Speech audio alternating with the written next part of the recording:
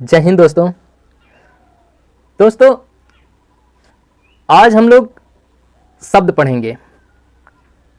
हमने पिछली दो वीडियो में हम लोगों ने हिंदी वर्णमाला समाप्त कर दिया और ज़बरदस्त टिक के साथ समाप्त किया है।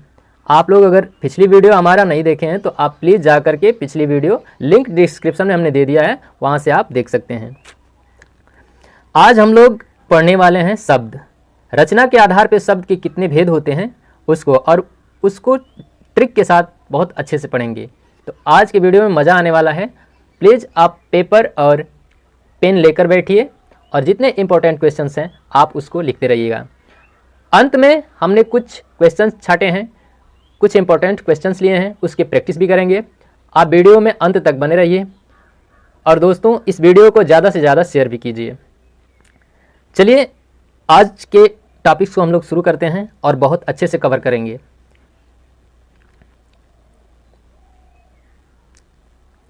अगर आपको इस वीडियो का पीडीएफ चाहिए तो आप इस लिंक पे जाकर, टेलीग्राम लिंक पे जाके आप इसकी पीडीएफ प्राप्त कर सकते हैं। चलिए आगे देखिए, हिंदी वर्णमाला में हम लोगों ने अल्प प्राण, महाप्राण, घोष, अघोष, विवृत, अर्विवृत, संवृत ये सब खत्म कर दिया है और बहुत अच्छे से ख़त्म किए हैं। आप अगर पिछले वीडियो को नहीं देखे हैं तो मैं बार बार कह रहा हूं दोस्तों, आप उसको देखिए, आपको बहुत अच्छे से समझ में आएगा।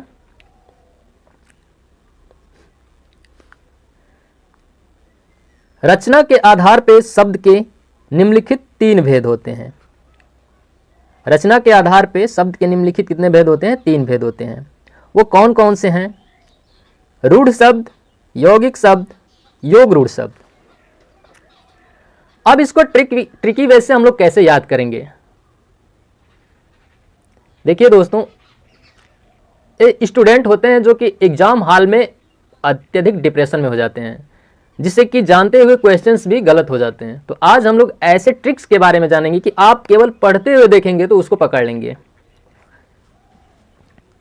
चलिए अब इसको देखते हैं कि रूढ़ शब्द होते क्या हैं। ये देखिए, रचना के आधार पे रूढ़ शब्द, यौगिक शब्द और योग रूढ़ शब्द।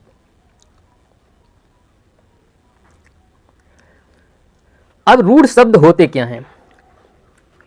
ऐसे शब्द जो विशेष अर्थ को प्रकट करते हैं लेकिन उनके टुकड़े नहीं किए जा सकते हैं, ऐसे शब्दों को रूढ़ शब्द कहते हैं। दोस्तों देखिए, उनके ऐसे शब्द जिनके विशेष अर्थ प्रकट होते हैं लेकिन उनके टुकड़े नहीं किए जा सकते। अगर उनके टुकड़े किए जाएंगे तो निरर्थक हो जाएंगे। उनके टुकड़े जो आएंगे वो निरर्थक हो जाएंगे। तो याद रखिएगा। अब यहाँ से देखिए ट्रिक क्या है। जिन शब्दों का संधि विच्छेद नहीं किया जा सकता, तो याद रखिए दोस्तों, जिन शब्दों का संधि विच्छेद नहीं किया जा सकता है उसे क्या कहा जाता है? रूढ़ शब्द कहते हैं। उसे रूढ़ शब्द कहते हैं। जैसे राम, राम हो गया। अगर इसका हम लोग संधि विच्छेद करेंगे, रा प्लस म, तो इसका रा का कोई अर्थ नहीं है, म का कोई अर्थ नहीं है। ठीक है,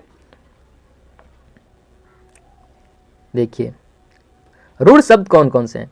जैसे में राम, रा प्लस म, रा का कोई अर्थ नहीं है, प्लस म का भी कोई अर्थ नहीं है। लेकिन अगर ये एक साथ होते हैं तो राम किसी व्यक्ति का नाम होगा, राम किसी व्यक्ति का नाम हो सकता है।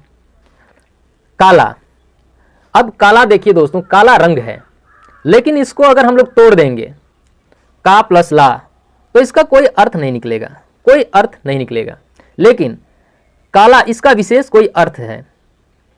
यानी कि रूढ़ शब्द वो होते हैं जिनको तोड़ा नहीं जा सकता, यानी कि जिनका संधि विच्छेद नहीं किया जा सकता, लेकिन उनके जो शब्द होते हैं विशेष अर्थ प्रकट करते हैं। कमल, कमल तो एक फूल है, लेकिन क प्लस म प्लस ल इन वर्णों से मिलकर बना है। तो इनका अगर हम लोग विच्छेद करेंगे, अगर तोड़ेंगे, तो इसका कोई अर्थ नहीं निकलेगा, कोई विशेष अर्थ नहीं निकलेगा। रूढ़ शब्द कौन कौन से होते हैं, आइए हम लोग देखेंगे।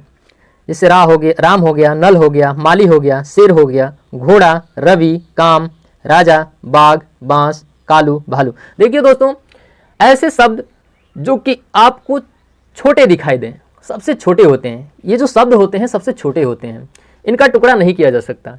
एक ट्रिक तो ये भी बनती है कि जो सबसे छोटे जो शब्द होते हैं उनको ज़्यादा से ज़्यादा वो रूढ़ शब्द ही होते हैं, जिनका टुकड़ा नहीं किया जा सकता। तो चलिए एक अपने माइंड सेट में, अपने माइंड में बैठा के ये भी रखिएगा कि जो छोटे शब्द होते हैं रूढ़ शब्द होते हैं। ओके, अब आगे चलते हैं।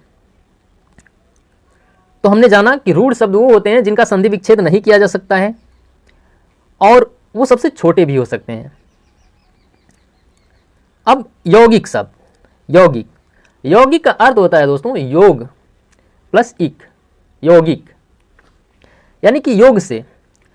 देखिए, जो शब्द अन्य शब्दों के योग से बनते हैं और खंड करने पर उनके सार्थक अर्थ निकलते हैं, उन्हें यौगिक शब्द कहते हैं।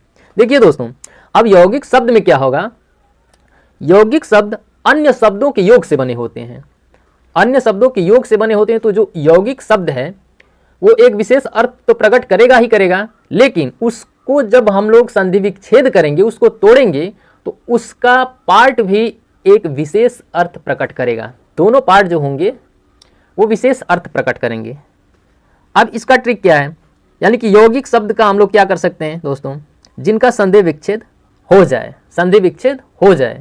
यानी कि उसको हम लोग तोड़ सकते हैं। अब यौगिक तो आप लोग जानते हैं कि संधि किसे कहते हैं, तो संधि दो वर्णों के मेल से यानी कि योग से बनती है। तो उसी प्रकार दोस्तों, जब यौगिक शब्द है तो इसका संधि विच्छेद भी हो सकता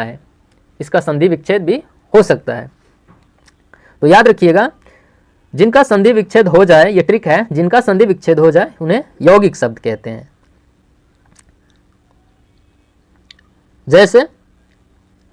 जैसे आलय शब्द में शब्दांशों को जोड़ने पर बने शब्द इस प्रकार हैं। दोस्तों, आलय का अर्थ होता है घर। अब यहां देखिए, आलय एक शब्द है जिसका अर्थ है घर। इसमें विद्या शब्दांश हमने जोड़ दिया, तो विद्या प्लस आलय बराबर विद्यालय, यानी कि विद्या का घर। देवधन आलय, यानी कि देव मतलब जो देवता होते हैं उनको कहा जाता है। देवधन आलय यानी कि देवालय, यानी कि देवों का घर।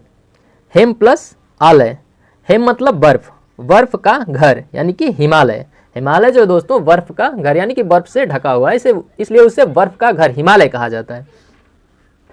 अब यहाँ देखिए कुछ ऐसे शब्द हैं, परिश्रम, परिधन श्रम,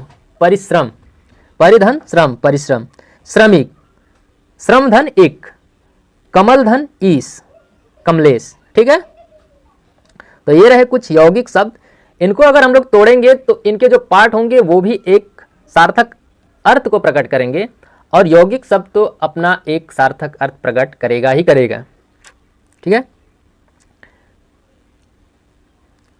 देखिए कुछ ऐसे शब्द हैं, देवालय, हिमालय, परिश्रम, महेंद्र, महाधन इंद्र, देवधन आलय, हिमधन आलय, परिधन श्रम, महाधन इंद्र, गीतधन अंजलि, महाधन देव, महाधन उत्सव, विद्याधन आलय, घुड़सवार, घुड़धन घोड़े का सवार। ठीक है, घुड़सवार।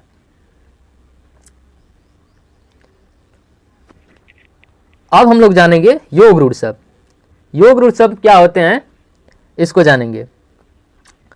योग रूढ़ शब्द, जो शब्द अन्य शब्दों के योग से बनते हैं परंतु वह एक विशेष अर्थ के लिए प्रसिद्ध होते हैं, यानी कि कोई उनका एक विशेष अर्थ होता है, वो एक विशेष अर्थ के लिए क्या होते हैं दोस्तों, प्रसिद्ध होते हैं, यानी कि पहले से वो प्रसिद्ध हैं एक विशेष अर्थ के लिए, उन्हें योग रूढ़ शब्द कहते हैं। ध्यान से देखिएगा, उन्हें योग रूढ़ शब्द कहते हैं। इसका ट्रिक है दोस्तों, सभी बहुव्रीहि समास जो होते हैं वो योग रूढ़ शब्द होते हैं। अभी आपको समझ में आएगा कि वो कौन कौन से ऐसे शब्द हैं जो कि योग रूढ़ शब्द कहलाते हैं, किस प्रकार के वो शब्द हैं। ठीक है, जैसे हो गया दशानन, दशानन।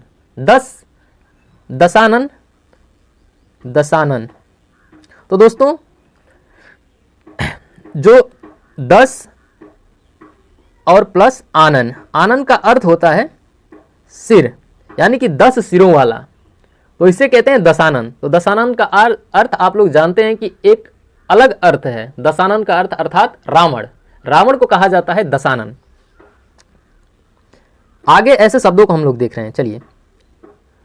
जैसे लंबोदर, लंबोदर लंबा है जो उदर, अर्थात कौन? गणेश भगवान। लंबा है जो उदर अर्थात लंबोदर, वो गणेश भगवान है। गजानन, गजानन, गज मतलब हाथी होता है और आनन मतलब मुख होता है, यानी कि हाथी का जो मुख है उन्हें भी, वो किसका है? वो गणेश भगवान का। एक विशेष अर्थ प्रकट कर रहा है, एक विशेष नाम दे रहा है, जो कि वो गणेश भगवान को बता रहा है। दशानन, 10 सिरों वाला। महान है जो आत्मा, अर्थात महात्मा। महात्मा को हम लोग क्या कहते हैं? उसकी आत्मा जो होती है महान होती है, उसे महात्मा कहते हैं। महाधन ईश अर्थात महेश, महाधन ईश अर्थात महेश। महेश किसको कहा जाता है दोस्तों? तो महेश शंकर भगवान को कहा जाता है। चक्रपाणी, चक्र को धारण करने वाला। पाणी का अर्थ होता है चक्र को धारण करने वाला, अर्थात चक्रपाणी अर्थात भगवान विष्णु। विष्णु भगवान अपने हाथ में क्या रखते हैं दोस्तों? चक्र को धारण कर किए रहते हैं। जलद, जल धन द, द मतलब देने वाला, ठीक है। तो इसका अर्थ हो जाएगा क्या? बादल। जलद एक विशेष अर्थ प्रकट कर रहा है, वो बादल के लिए बोल रहा है। हेमधन आलय, हिमालय। नीलकंठ, नीला है जो कंठ, अर्थात देखिए दोस्तों यहाँ पे 2 अर्थ प्रकट होते हैं। एक नीलकंठ पक्षी भी होता है और नीलकंठ महादेव को भी कहा गया है। नीलकंठ जिस समय समुद्र मंथन के समय, जिस समय वहां पे विष निकला था, उसको भगवान भोलेनाथ ने ग्रहण किया था। उस समय उनका कंठ जो है नीला पड़ गया था, इसीलिए नीलकंठ उनको कहा गया है। अब चलिए आगे चलते हैं। अब कुछ क्वेश्चंस हैं, इनको हम लोग करेंगे, क्वेश्चंस करेंगे कुछ हम लोग। देखिए, निम्नलिखित में से यौगिक शब्द हैं, आप बताइए निम्नलिखित में से यौगिक शब्द कौन है? यौगिक शब्द यानी कि दोस्तों यौगिक शब्द 2 शब्दों से मिलकर बने होते हैं, ठीक है।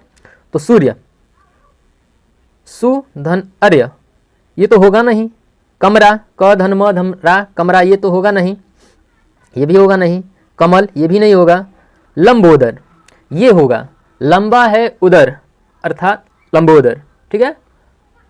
लंबा यहाँ पे हो रहा है लंबा प्लस उदर। उदर का अर्थ होता है दोस्तों, उदर का अर्थ होता है मुख, और लंबा का अर्थ आप लोग जानते हैं लंबा।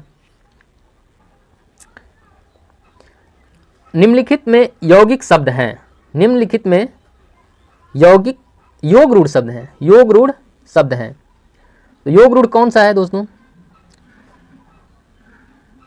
पुस्तक, राम, दशानन, कुशल। तो इसमें से कौन सा शब्द है? इसमें से शब्द है राम भी नहीं है, ये तो रूढ़ शब्द है। पुस्तक रूढ़ शब्द है, कुशल भी रूढ़ शब्द है। दशानन, दशानन योग रूढ़ शब्द है। कौन सा शब्द है? योग रूढ़ शब्द। यहाँ पे यौगिक शब्द कौन है? कौन से यौगिक शब्द हैं? कुशल, ये तो होगा नहीं। पुस्तक, ये भी नहीं। कुल, ये भी नहीं। यौगिक शब्द का अर्थ यानी कि 2 शब्दों से मिलकर, यानी कि हिम प्लस आलय, हिम प्लस आलय यानी कि हिमालय, ये होगा यौगिक शब्द। चंद्रशेखर, चंद्रशेखर किस प्रकार का शब्द है? तो चंद्रशेखर किस प्रकार का शब्द है? रूढ़ शब्द तो ये है नहीं, यौगिक शब्द भी नहीं है, इनमें से कोई नहीं, ये तो है नहीं, योग रूढ़ शब्द है। योग रूढ़ शब्द चंद्रशेखर का अर्थ है दोस्तों चंद्र को धारण करने वाला, शिखर पे मतलब धारण करने वाला। उन्हें भगवान शंकर कहा जाता है, भगवान भोलेनाथ, शंकर। शंकर भगवान चंद्रमा को धारण किए होते हैं, इसलिए उन्हें चंद्रशेखर भी कहा जाता है। चंद्रशेखर किस प्रकार का शब्द है? चंद्रशेखर किस प्रकार का शब्द है? तो ये क्या है दोस्तों? योग रूढ़। अभी पढ़े हैं हम लोग, योग रूढ़ शब्द है। योग रूढ़ जितने बहुब्रीहि समास होते हैं, बहुब्रीहि समास के जितने शब्द होते हैं सभी योग रूढ़ शब्द होते हैं। अब जिन शब्दों के कई सार्थक खंड हो सकते हैं उन्हें क्या कहा जाता है? देखिए, जिन शब्दों के कई सार्थक खंड होते हैं, सार्थक खंड का अर्थ है कि उनके खंड जो होते हैं वो कोई सार्थक अर्थ देते हैं, तो उन्हें क्या कहा जाता है? योग रूढ़ शब्द कहा जाता है। अभी हम लोग पढ़े हैं, नहीं योग रूढ़ नहीं, सॉरी योग रूढ़ नहीं, यौगिक शब्द क्या कहा जाता है दोस्तों? यौगिक शब्द। यौगिक यानी कि दो शब्दों से मिलकर बने होते हैं, जिनका जो भी खंड होता है उनका कोई सार्थक अर्थ होता है, इसलिए यौगिक शब्द होंगे। कमल। अब कमल किस प्रकार का शब्द है? तो कमल रूढ़ शब्द है। आप लोगों को बताए हैं पिछले सेशन में हम बताए हैं, जिसे क प्लस म प्लस ल इनसे बना है कमल, तो इसका कोई विशेष अर्थ तो होगा नहीं। जब ये मिलेगा तभी इसका कोई एक विशेष अर्थ होगा, अर्थात इसका संधि विच्छेद नहीं होगा, इसलिए यह रूढ़ शब्द है। कमल किस प्रकार का शब्द है? तो कमल रूढ़ शब्द है। पाठशाला। पाठशाला किस प्रकार का शब्द है? तो पाठशाला दोस्तों, पाठशाला किस प्रकार का शब्द है? तो पाठशाला यौगिक शब्द है, क्योंकि पाठ प्लस शाला, शाला का अर्थ होता है दोस्तों घर, यानी कि पढ़ने का घर, इसलिए इसे पाठशाला कहा जाता है। ओके दोस्तों, आज के लिए इतना ही। अगर वीडियो अच्छी लगी तो प्लीज़ वीडियो को लाइक और चैनल को सब्सक्राइब कर दीजिएगा और बेल आइकन को दबाना ना भूलिएगा। बहुत अच्छे से हम लोग कवर करेंगे और वर्णमाला के जितने सेशन हैं, वर्णमाला आज शब्द खत्म किए हैं। अगले वीडियो में अब देखते हैं कौन सा चैप्टर आएगा, उसको फिर से हम लोग करेंगे। और एक बात याद रखना दोस्तों, अगर आप लोगों को, हम बार बार बता रहे हैं आप लोगों को, अगर आप लोगों को इसकी PDF चाहिए तो आप मेरे टेलीग्राम चैनल को ज्वाइन कर लीजिए, लिंक डिस्क्रिप्शन में दे देंगे। और पिछली जो भी दो क्लास हमने डाला है उसको भी आप लोग बहुत अच्छे से देख लीजिए, तभी आपको हिंदी का जो भी सेशन है आपको बहुत अच्छे से समझ में आएगा। ओके दोस्तों, आज के लिए इतना ही, धन्यवाद।